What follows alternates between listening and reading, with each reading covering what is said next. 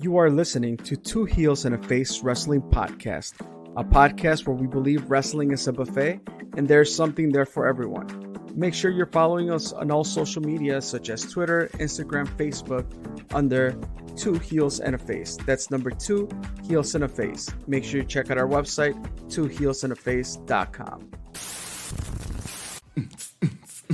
Era, 2 Heels and a Face. Thanks for listening to this episode of Two Heels and a Face Wrestling Podcast. On today's episode, we're catching a little lightning in a bottle on today's episode.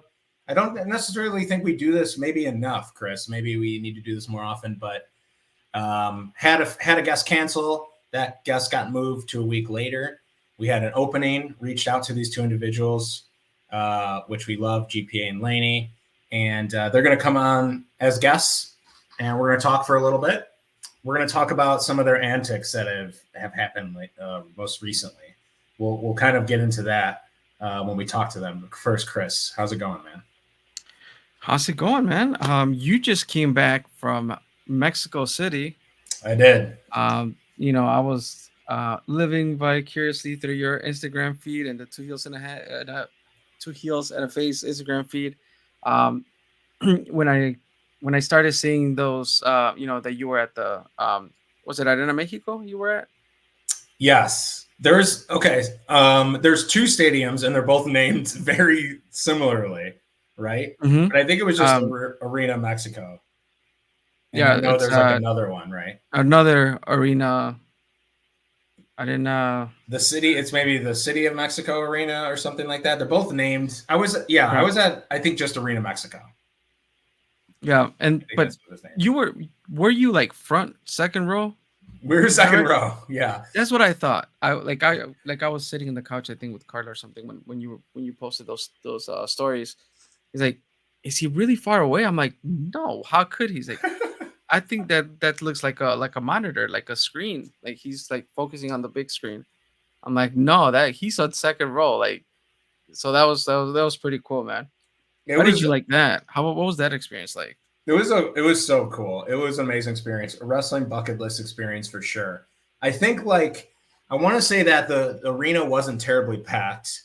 It would I think they run weekly Tuesday. So I think this is just like their weekly show. It's a CMLL too. Yep.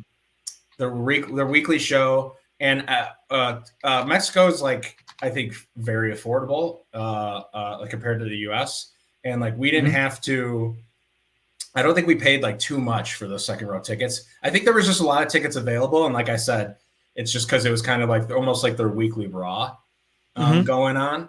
And so Margaret just goes up to the ticket counter and just says, "Dos boletas." And she has translated on her Google Translate on her phone closest to the ring.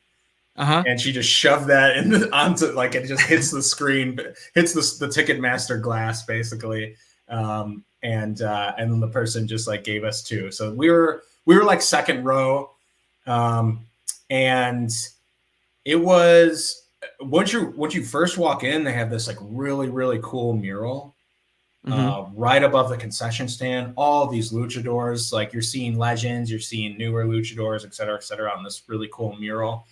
And then you walk straight into the arena. And like I said, it wasn't it wasn't very crowded, but our tickets were great. And it was an amazing experience. I think we laughed or cheered the entire time. There were some people behind us.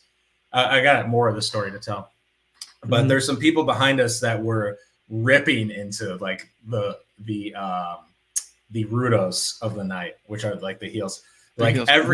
Every 5 seconds, they would just say, "I learned Mexican swear words from you." So every 5 or 10 seconds, they would just say one of these swear words. But it was the Mystico versus Voldo Jr. was the main event. It was 5 or 6 matches. I want to say there was a couple little people in there, which is always great to see. I know. Honestly, the main event was great. Obviously, they were just the 2 most talented people. You could just tell. There was a lot of big luchadors. The roster was very heavy. There was only a couple, besides the main event, there was only a couple other guys that were mostly speed. There was like Okay. the Villanos or Villanos. Villanos, they're older. They come from a lineage. Like there's Villano, I think, up to like Villano 6 or something like Okay, that. Because and they were wearing their pink, right? face masks, the pink. Their face mask is the Roman numeral of whatever Villano they are. Oh, I see. Okay. Okay, yeah. One was El Hio Day. I think one was like the what Mm. is that, the son of? Son of. Son of. And then one was like, yeah, one of the numbers. So it may have been like 7 or something like that, or I'm not sure. But they were really good. But other than that, it felt like before that, it was like you had a lot of beef in this ring. There was one guy named Akuma who looked really cool. He wore like face paint, and he almost wore like a business like long sleeve shirt and like a tie to the ring and like suspenders. He was really gnarly looking. But Okay. and but yeah, it was everything I wanted in a lucha show and more. It felt super authentic, just the way that it was presented, even just like the stage and the way that people came to the ring and stuff like that. Just felt very, it just felt very lucha. Did you and I have to ask because I don't know if it's AAA or CMLL, the ones that do the commentating through the intercom, like the sound goes through the building's system. So it's like if I don't know, Michael Cole and JR were commentating, you would hear that through the speakers of the building. Okay, we didn't hear that. You guys didn't hear that? Okay. No, yeah, that would have might have I been that a little distracting, but I don't know. Yeah, I never like that. Yeah. Yeah, definitely. And the two arenas that you were talking about, so because I was confused, it was Arena Mexico, and then we just call it El Coliseo, but it's Arena Coliseo. That's the, like, I guess, official name. I see. Okay. Yeah, I was at Arena Mexico, and then Mm-hmm. after the show, first of all, just like that is like honestly, it's like that and probably like Tokyo Dome or like maybe Korakuen Hall in Japan. Talking about Tokyo Dome and all that stuff, Jeremy, the real I Jeremy know. Saha, went out there for Wrestle Kingdom. He had the full authentic experience. He even met that handler guy, Uh-huh. Masa, or Uh-huh. I think I'm saying that name right. He even like the Young Bucks like handler who like takes him around and stuff and gets him food. Like he even met that and hung out with that guy too. He had the full authentic experience. I mean, not in, overseas, but we met Masa at Warrior Wrestling. I don't know if you remember. Oh He stopped by yeah. our table. Oh, that's true. Oh my god, dude! Those Warrior Wrestling shows. You'll never get that group of people in one place at one time again. No. Like, that is some legendary shit. What happened? Okay, so we do lucha. Like I said, the group, right, that was just like ripping in, like really good timing on their banter, like really good timing. It was like cracking me up. And also because like 312 level. Yeah, and also because I don't know exactly what they're saying, I just hear certain buzzwords. Yeah. Right? And we go across the street. Then there's this like open terrace with a bunch of like places to eat, like with picnic benches and stuff. And it's like weather is nice enough. So we go there, and then they ask to sit at our table, or if we can. They're like, "Do you want to come sit at our table?" So we come and sit at their table. There's 4 people. Everyone is originally from Mexico City, but 2 live in Connecticut now. No, sorry. Oh. One guy's from Peru, but then the other 3 are from Mexico City, and but 2 of them live in Connecticut. So these are okay. We're gonna hook up. We're gonna hook up with you, like hang out with you, and then so we're asking a bunch of questions back and forth, like where's the best place to eat, etc. Doing all the like touristy like questions and stuff like that. They go, we're having some beers, we're feeling good. They're like, okay, do you want to come with us to the mariachis? Okay. So do you know what I'm getting? Do you know what I'm getting into now with the story? Not quite. Okay. Okay. And remind me of where you're originally from. I'm from Mexico City. Yes, but what part? Like what area? It's Ecatepec, so it's right out of the borders of Mexico City. Okay. Awesome. I knew you were outside the city. I stayed in Roma Norte. That's where our Airbnb was. Okay. I don't know if that helps with reference or anything, but so they were like, okay, they're like, when we get to the mariachis, they look at us. They're like, you, because they spoke good English. They're like, you two, don't speak, don't say anything. so we when we get to the mariachis, I'm just like head down and I'm just walking with them because they know. I think they're gonna try if they know we're American and they could try to confuse us or take like they're hustlers. Upsell you and yeah. I'm not mad at it. You can't like be mad. You got to respect the hustle a little bit in like different countries and stuff like that. So, right when we get there, some guy just pinpoints me, eyeballs me. He starts talking, and I have no idea what he's saying. I just look at him, and I can't like hold in my smirk. Basically, I'm just smiling a little bit, and I just turn to the group of like, they found out, they know. So we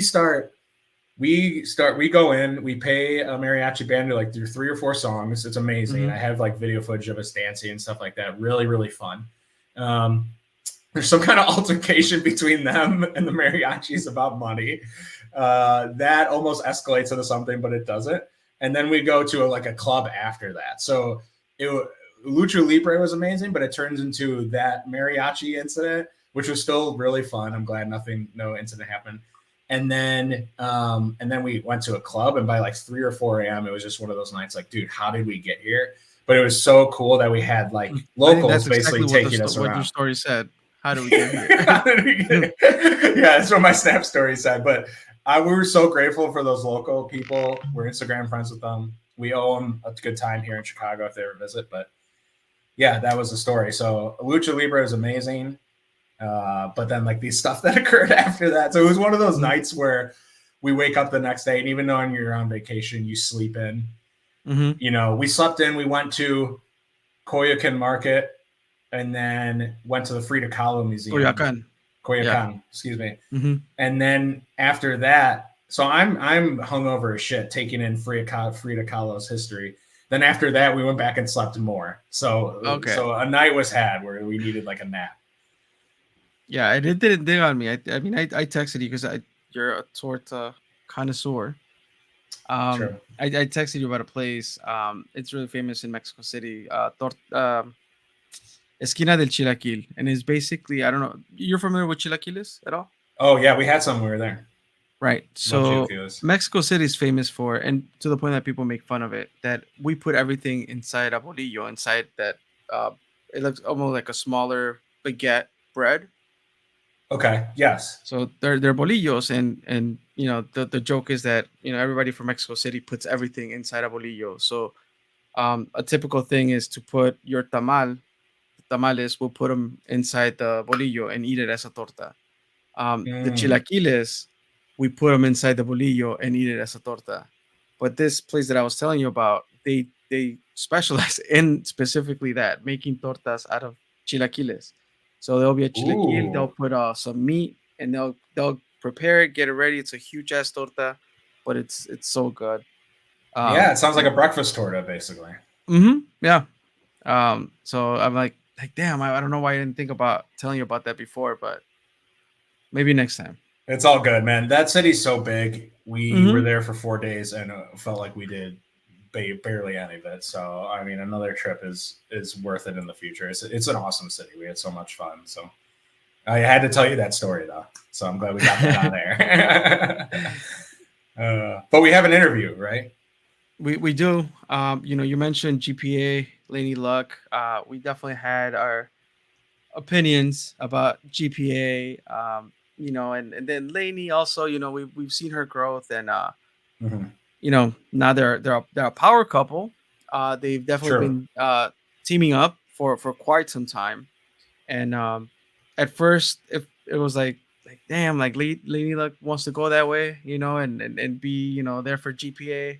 We get it, they're a couple, but in the wrestling ring, we kind of initially wanted them to go their own ways, but love brought them together, and brought them success. Like they won the freelance tag team titles. They're still carrying them titles around their waist, and that's basically what we're gonna bring them on, so they can talk about a little bit on what they're planning to do next. According to them, they are running through the freelance roster, and they're running out of opponents. Yeah, and they made some new opponents. So yeah, we can have them on and get into that. All right, Chris, are you ready to, I guess, bring on our guests then today?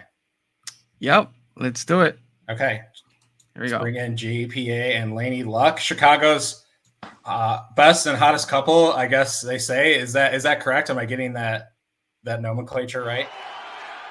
Yeah, it's not the official title, but it sums it up. Yeah, glad to have you guys on. Good to see you again. I think last time when we talked, Laynie's words were, "We should do this more often," and we kind of are. It's only been like 6 months, so instead of like before, where it was like a couple years before we talked again. So we're doing that. It's good to see you guys. Have been all over my social media feed. Honestly, I was, I guess, promoting or like pushing it so much that I had someone reached out to me and said, there is no invasion angle. There is no invasion angle, but some invading. So that person was trying to put me in my place. I won't say who that was, but it was fine. It's all love. But there was some invading that took place. So you guys showed up, and I mean, correct me if I have any of the details wrong. Showed up at a CSW show, in somewhat of a disguise, but it was quickly revealed after you jumped Joey, Jet, Avalon, and Sierra.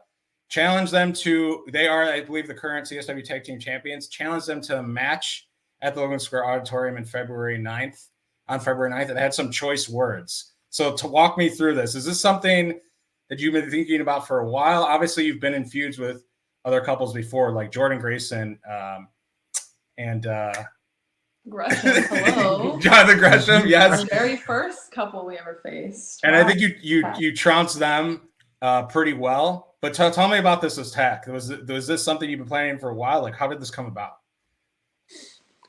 Yeah, it's kind of been brewing sort of beneath the surface.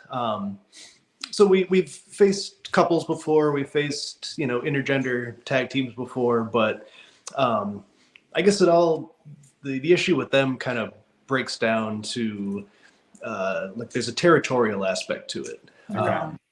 So and wrestling has always been territorial, obviously dating back to its earliest days, and so Laynie and I have worked very hard to establish our brand. We are a legitimate couple. We're a legitimate tag team. We are tag team champions of a prominent Chicago company.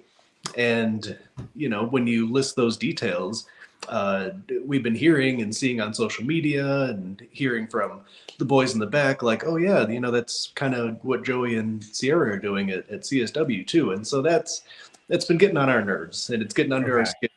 And props to CSW, props to them. They're doing well.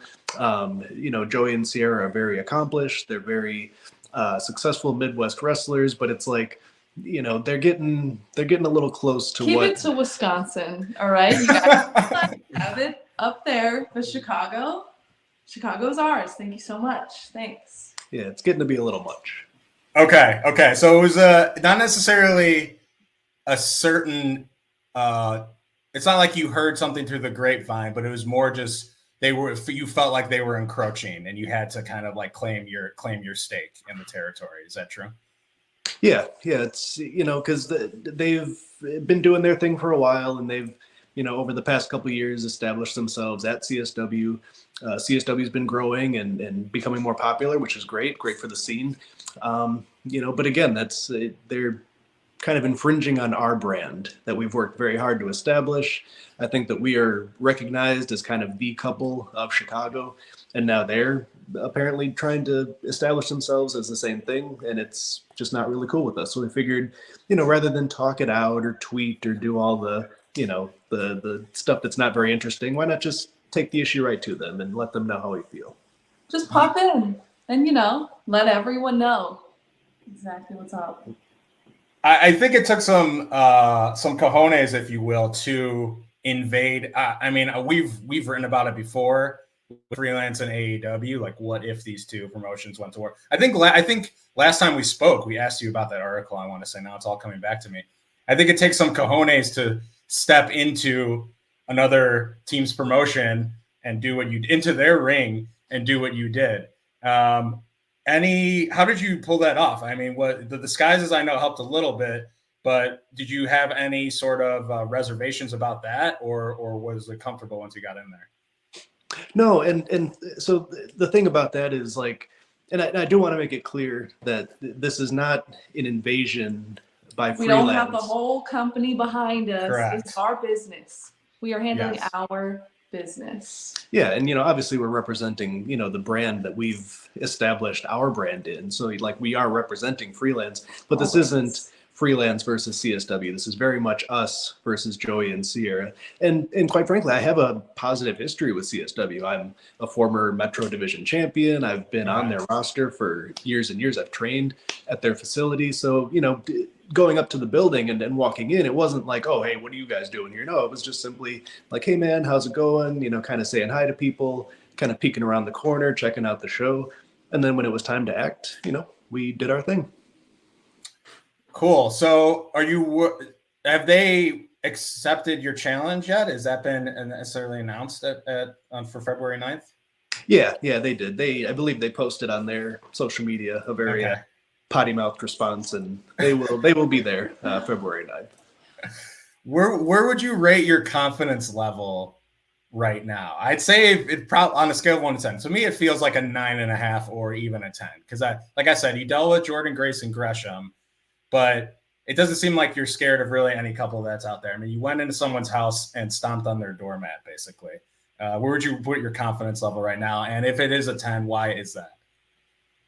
Because our love is the truest, and we will reign supreme always with it. We cannot lose. Cannot lose.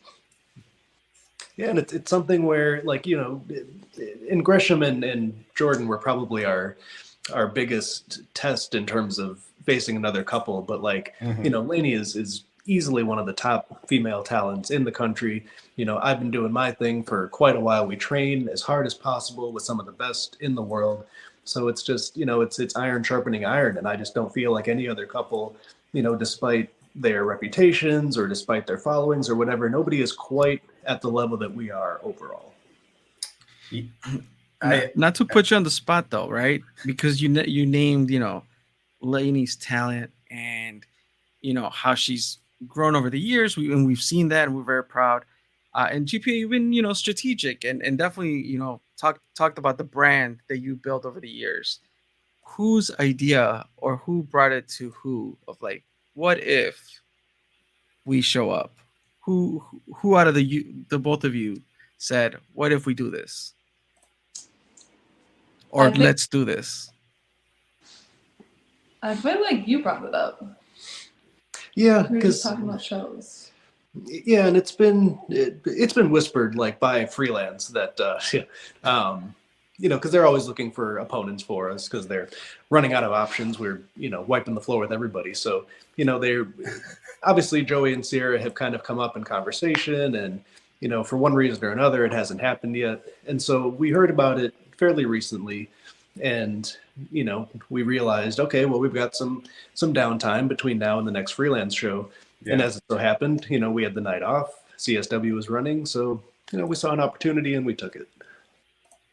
I love it. Yeah, GPA, and this is not discredit Laynie at all, but GPA probably he's pointing at his brain a little bit of the mastermind. But we all know that Laynie could come in with a lot of ferocity as well.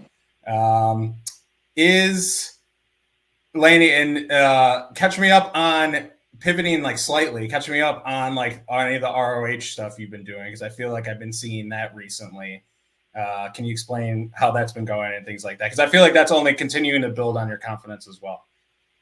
Yeah, I mean, it's like super cool to have the opportunity to get in there in an ROH ring. Every time it's like a really good experience, and I get told nice things and I feel like I really do my best. So yeah, I'm just gonna keep trying to do that. I'm trying to keep showing up and doing what I can. I love it. No, it's cool. I think you guys are getting with this dominant power couple. I feel like you guys are getting to flex different creative muscles that you may have too. You've each done solo runs here, and then doing this too, it just allows you to explore different avenues and do different things, which I feel like we've talked about too. It reminds me of another article we wrote. I'm just going to continue to put over it. these articles that we write, shamelessly, about like a potential. I'm going to keep plugging this too. Maybe I'll send this to James later. A potential like couples tournament, a what if type of scenario. And we wrote about that. There is other couples on here too, like maybe a Chelsea Green and Matt Cardona. I don't know if they're on your hit list in the future or anything like that. But I want to, Chris, we would obviously team freelance, right, Chris? No offense to CSW. No offense to anyone on the roster. The CSW. No offense, but like if GPA and Laynie are not, it's not freelance versus CSW. We've established that, but they are representatives of. And like that's where our heart lies, Chris. Is that true? And I mean, last time we spoke, right? All of us were on this this podcast. It was, I want to say, maybe about a month before, or a couple of weeks before, you actually obtained tag team gold. So you were talking shit to the Bang Bros. I remember we tweeted out a clip and look what happened. And exactly. That's where I was going. I'm like, you've been promising victories and promising good matches, and that's what we've been seeing. So for sure, I mean, and from us, 2 heels and a face, I think, like you said, Charlie, definitely team freelance. So GPA will actually get our support publicly for once. Are titles on the line here? Are this going to be like a? They are. Yep, it's fully on the line. Okay. Yeah, I mean, because the way we made our presence felt, we had to kind of grease the skids a little bit and give them a little more motivation to show up. Because quite frankly, if they just showed up for a strictly one-on-one or 2-on-2 scrap, I don't know if they would have had the guts to actually do it. So we sweetened the pot a little bit and put the titles on the line. We're not worried, and yes, they'll be on the line on the 9th. I love it. And it sounds like the power, like if you were to say a reason why you will prevail and why you're continuing to be this power couple and beat these other teams, just the power of love is stronger. You have that much more love, teamwork, chemistry than the next couple. That summarizes it pretty well, right? Yeah, it's kind of an element that, obviously for a number of reasons, not every team can take advantage of. But, with us, there's all the cohesiveness, the chemistry, the training, the preparation, but then you have that bond of legitimate love to go with it, where I care so much about what happens to her. She cares what happens to me. We want to succeed together. Like, you can't really account for that unless you have it. And we do. And Joey and Sierra, they have it too, but we're intent on showing them that they don't have it quite like we do. Not like us. All right. I see you guys are getting booked too. What is that Philadelphia booking? To explain to me what's going on with that. I saw a poster because it seems like it's not only, obviously you're dominating Chicago, but the power couple is wanted elsewhere. So explain to me what's going on with that. Yeah, so there still needs to be some official announcements made by the specific company that we have been booked for so far. But so obviously when that comes out, that'll be public and we'll put our stuff out there. But yeah, otherwise we're just trying to letting people know that, we will be there. It's confirmed. We're going to be there for several days. So there's always 10,000 shows happening in the area. So yeah, letting our people know that, our services are available if there's interest. Let's see what we can make happen. Let's go. I love it. Chris, do you have any formal questions? Otherwise, I think we give them the floor for maybe any other statements or words or any other people they want to call out. I think, at this point, I'm just looking forward to that February 9th date and seeing freelance being represented, titles on the line. Thank you for letting us know. I did not know that those titles were on the line. That's pretty cool. But that is pretty cool. And, we talk a lot about in this podcast about being unique and doing different things. And this definitely felt like a refreshing thing. Maybe not necessarily an innovation angle here, but just being creative in that way of showing up somewhere else, and to the both of you of creating that brand of a power couple, and being able to take that across territories. That's pretty cool. So I'll leave it at that, and then you guys can call out whoever you want. Who's next?